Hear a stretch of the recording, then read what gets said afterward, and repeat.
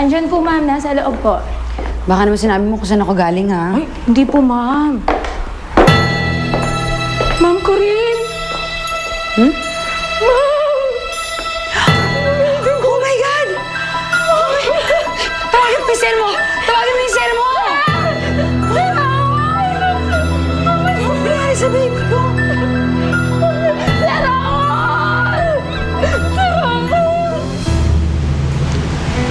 Ang ganda naman yan. Para ho ito sa binyag bukas. Maraming salamat nga pala ho na isingit niyo pa yung anak ko sa listahan. Ikaw naman, oh. Para ko na rin apo yung anak mo. Ako naman, para ko na rin pamangkin yan. Kaya may hina akong salo-salo bukas.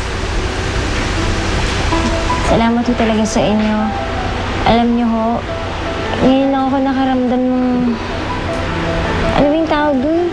Yung... Excitement. Oo, yun. Yung ganon. Alam mo, natutuwa ako. Kasi ngayon ko lang nakitang maliwalas yung mukha mo. Sana, tuloy-tuloy na. Oo nga. Teka, bakit pala wala pa hanggang ngayon dito si baby? Hindi kasi dadali na nga lang daw siya ni Ikang bukas. Kinuha ko na rin kasi siya para maging ninang. Miss na miss ko na ho talaga yung anak ko.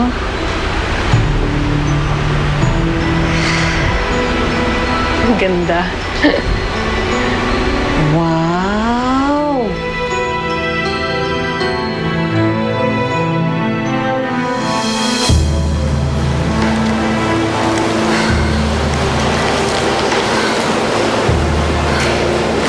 Don't worry. Everything's gonna be all right.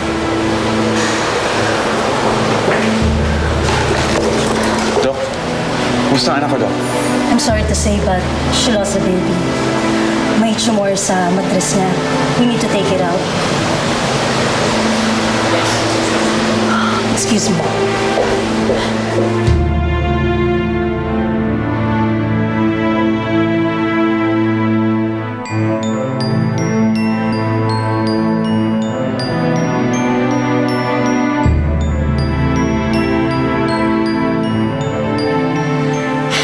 Kung alam yung gagawin ko, Alvin.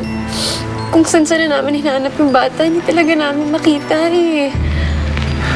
Eh, di sabihin na natin sa mga pulis. Sige, samahan mo ako mamaya. I-publish na rin natin. Para kung sino man makapulot sa kanya. Wag! May Jared din sa loob. Mababasa ni Noemi. Eh, ikaw kung sabihin na wala kang planong sabihin kay Noemi. Anak niya nawawala. Kailangan sabihin mo sa kanya. Siguradong magagalit yun sa akin eh. Eh, na naman matuwa yun. Ito naman ang iinis pa eh. Kung hindi mo kayang sabihin kay Noemi, ako magsasabi.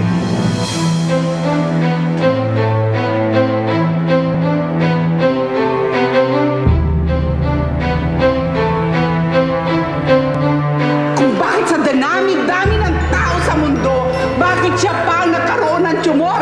Sana yun na lang asawa niyang batugan! Yan lalaking yan! Pambihira ang labo niyo naman.